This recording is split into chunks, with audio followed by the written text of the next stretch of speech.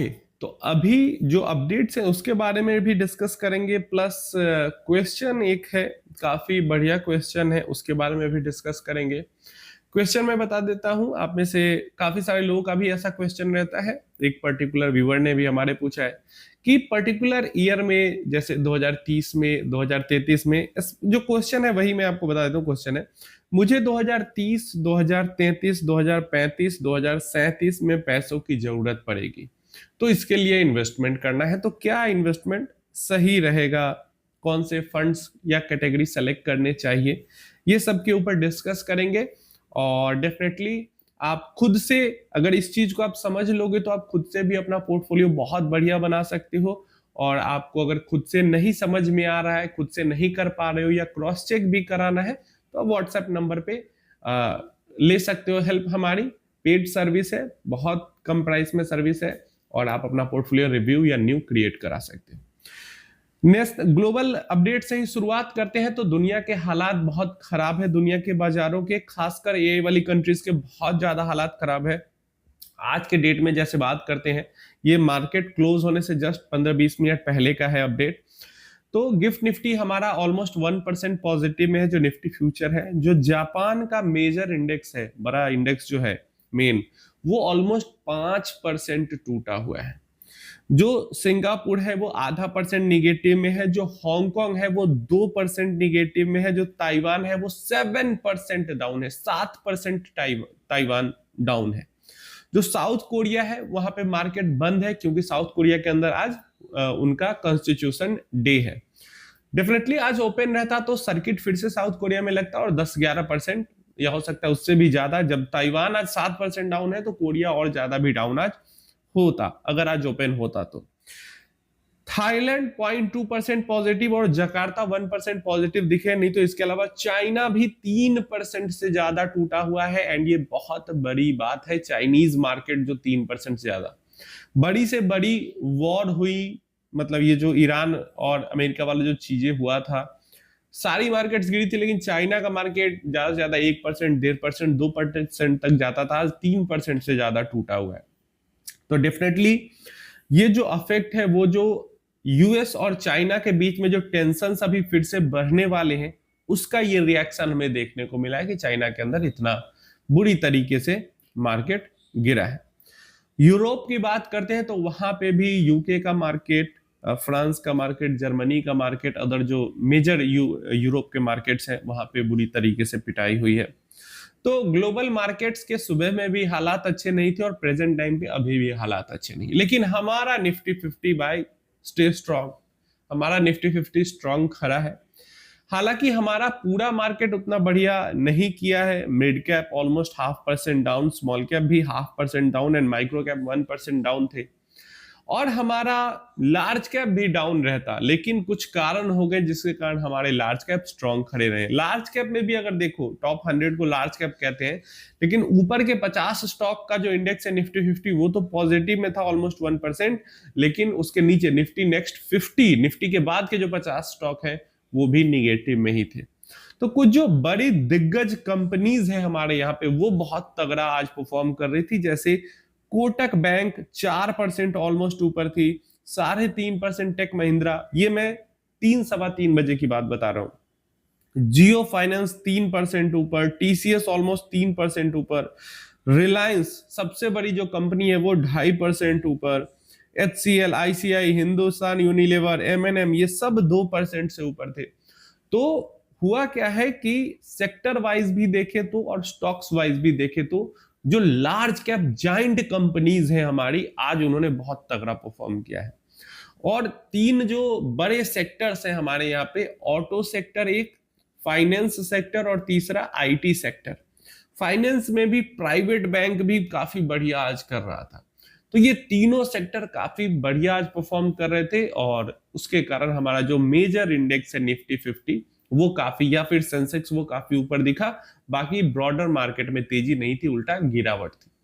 क्यों? तो टीसीएस का के कारण आईटी ऊपर चल ही रहा है, पिछले एक हफ्ते से बढ़िया आईटी परफॉर्म कर रहा है। एक तो टीसीएस के कारण, प्लस सेमीकंडक्टर के कारण बाकी मार्केट्स में गिरावट हो रही, तो उसका भी फायदा थोड़ा मिल रहा है। दूसरा जियो फाइनेंस को लेके अपडेट आई, तो उसके कारण मतलब तो टीसीएस के कारण पूरा दूसरे जो टेक महिंद्रा वगैरह है और ये जो एचसीएल टेक है ये सब भी ऊपर चल रहा है, प्लस टेक महिंद्रा का जो रिपोर्ट आया, जो उन्होंने अपना अपडेट दिया वो भी काफी बढ़िया दिया, प्लस फ्यूचर जो गाइडेंस दिया वो भी बढ़िया दिया। जियो फाइनेंस ने अपना रिपोर्ट पोस्ट किया, वहां पे भी बढ़िया प्रॉफिट रिजल्ट्स रेवेन्यू वहां पे भी देखने को मिले। तो क्योंकि रिजल्ट का सीजन है और बढ़िया रिजल्ट जो पोस्ट कर रहा है, और अगर बड़ा कंपनी है तो पूरा सेक्टर ऊपर रह रहा है उसके कारण, उसी कारण हमें फाइनेंस सेक्टर में, आईटी सेक्टर में, ऑटो सेक्टर में, इन सब जगह पे हमें तेजी देखने को मिली। और ऑटो में तो तेल के दाम बढ़ जाते हैं तो गिरावट हो जाती है, या E20 वाला प्रॉब्लम चल रहा है इस कारण भी ऑटो में गिरावट हो जाती है। नहीं तो रिकॉर्ड नंबर्स पिछले महीने जून के महीने में रिकॉर्ड नंबर्स आए हैं, रिकॉर्ड सेल्स के नंबर आए हैं जून के महीने में, 2 व्हीलर, 3 व्हीलर, 4 व्हीलर, सबके ईवी वगैरह सबके रिकॉर्ड नंबर्स आए हैं, काफी बिके हैं जून के महीने में गाड़ियां। तो काम बढ़िया हो रहा है और इस कारण से यहां पे हमें तेजी देखने को मिली है। तो इसलिए अगर आपका इन्वेस्टमेंट ज्यादा मिड स्मॉल के अंदर में है तो कल के डेट में आपको आपका पोर्टफोलियो में जंप होते हुए नहीं दिखेगा, उल्टा निगेटिव भी दिख सकता है। और लार्ज कैप हैवी जो पोर्टफोलियो होगा वो कल के डेट में थोड़ा सा लार्ज कैप में भी, जिसमें निफ्टी के स्टॉक्स ज्यादा होंगे टॉप वाले बड़े, वो थोड़ा सा चढ़ते हुए दिखेगा, लेकिन इससे परेशान नहीं होना है। ये एक दिन की बात है, long term growth small mid में ही ज्यादा होती है। पास्ट डेटा भी यही दिखाता है और कॉमन सेंस भी यही बताता है और फ्यूचर एक्सपेक्टेशन भी यही है। अब आते हैं आपके सवाल पे कि जैसे पूछा है आपने कि 2035, 30, 37 ये सब टाइम पीरियड, तो 2030 से ही स्टार्ट करते हैं। तो मान लीजिए कोई एक इन्वेस्टर है, उसको 2030 तक के लिए इन्वेस्टमेंट करना है, तो 2026 भी तो आधा निकल गया, 3-4 साल और बच गए, 27, 28, 29, 30, 4 साल बच जा रहे हैं यहाँ पे। तो 4 साल का जो टाइम पीरियड है यहाँ पे आपको प्रॉपर, और देखो इसी टाइप का जब नीड होता है तो आपको पूरा का पूरा स्मॉल कैप में पैसा नहीं डालना होता, समझ में आ रहा है? इसी टाइप के नीड पे जब मैं कहता हूं कि पूरा पैसा स्मॉल कैप में आप डाल सकते हो, तो उस इंसान का गोल अलग होता है और इस इंसान का गोल अलग है। तो इस इंसान का जो गोल है, जैसे 2030 तक के लिए इन्वेस्टमेंट करना है, तो एक एग्रेसिव हाइब्रिड म्यूचुअल फंड की कैटेगरी जो है वो बिल्कुल बेहतरीन हो जाती है 4 साल तक के इन्वेस्टमेंट के लिए, मतलब 4 साल के इन्वेस्टमेंट के लिए, तक के नहीं, ठीक है? तो मान लीजिए आईसीआईसीआई का एग्रेसिव हाइब्रिड फंड, या क्वांट का aggressive hybrid fund, even Edelweiss का aggressive hybrid fund, even bank of India का एग्रेसिव हाइब्रिड फंड, ये सब जो एग्रेसिव हाइब्रिड फंड है इनको यूज किया जा सकता है 4 साल के इन्वेस्टमेंट के लिए। या फिर बैलेंस एडवांटेज कैटेगरी में एक ही फंड है एचडीएफसी का बैलेंस एडवांटेज फंड, जो कि इक्विटी के अंदर ज्यादा एलोकेशन लेते हैं और डेट के अंदर भी लेते हैं, लेकिन इक्विटी में भी ज्यादा लेते हैं। तो या तो वो हो सकता है। तो ये जो फंड्स हैं वो काफी बढ़िया है अगर 4 इयर्स का टाइम पीरियड है तो। दूसरा 2033 तक के लिए इन्वेस्टमेंट करना है, तो 2033 तक का इन्वेस्टमेंट है, तो 4 साल इधर हो गए और 3 साल 31, 32, 33 उधर हो गया, तो 7 इयर्स का टाइम पीरियड है। 7 इयर्स के टाइम पीरियड में भी फुल्ली डायरेक्टली घुस जाना स्मॉल कैप के अंदर एक बेटर चॉइस नहीं होगी। तो वहां के लिए हम जो इन्वेस्टमेंट करेंगे वो एक मल्टी कैप में करेंगे, ताकि 50% लार्ज कैप और 50% मिड स्मॉल के अंदर हमारा इन्वेस्टमेंट हो।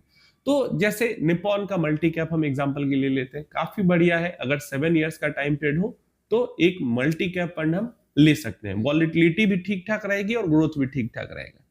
अब जो गोल है 2035 का, तो 4 इधर 3 उधर, उस पर 2 और ऐड कर दें तो 9 इयर्स का गोल हो गया। और जो 2037 का गोल है वो तो और ऊपर का हो गया, 9+ इयर्स का, 10+ इयर्स का हो ही गया। तो 2035 एंड 2037 का जो गोल है, इसके लिए हम सिंपली ले सकते हैं एक स्मॉल कैप फंड, एक मिड कैप फंड, चाहे तो इसके साथ एक mid cap momentum index fund add कर सकते हैं, और साथ में एक नैस्डैक 100 का फंड।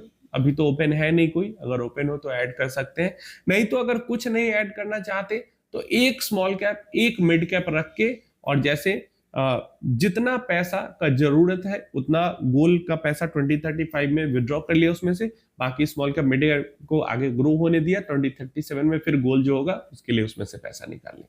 समझ में आ रहा है? तो बिल्कुल इसी सिंपल तरीके से 4 फंड्स में आपके चारों गोल कंप्लीट हो जाएंगे। अननेसेसरी जरूरत से ज्यादा फंड्स पोर्टफोलियो में ऐड करने से कोई बेनिफिट नहीं होता। ऐसा नहीं है कि आपके पोर्टफोलियो में सिर्फ 2-3 फंड्स हैं तो आपका पोर्टफोलियो रिस्क पे है, ऐसी भी कोई दिक्कत नहीं है। जैसा आपका गोल अलाउ करता है, अगर आपका गोल अलाउ करता है आपके पोर्टफोलियो में 8 म्यूचुअल फंड्स हो तो 8 भी रख सकते हैं। अगर आपका गोल ऐसा है कि 3 म्यूचुअल फंड में कम हो जाएगा तो आप 3 म्यूचुअल फंड भी रख सकते हैं। क्लियर है? उम्मीद है इंफॉर्मेशन क्लियर होगी। अब कितना पैसा इन्वेस्ट करना है, क्या करना है, इसको लेकर आपने तो सवाल ही नहीं, वो पूरा क्लियर आप पूछते तो मैं बता पाता कि कितना पैसा इन्वेस्ट करना है, क्या एसआईपी रहनी चाहिए। लेकिन एक बेसिक फ्रेमवर्क यही होना चाहिए कि 4 साल का जो आपका गोल है उसके लिए आप एग्रेसिव हाइब्रिड में चले जाए। जो 6-7 साल का गोल है, मतलब 7 ईयर्स का है, तो उसके लिए आप मल्टी कैप में चले जाए। और जो 9-10 प्लस ईयर्स का है उसके लिए मिड स्मॉल में इन्वेस्ट कर ले। और इस तरीके से ग्रोथ इन्वेस्टिंग, ये भी आपके लिए ग्रोथ इन्वेस्टिंग ही है आपके गोल के अकॉर्डिंग। आप अपनी राय इसके बारे में नीचे कमेंट बॉक्स में दे सकते हैं।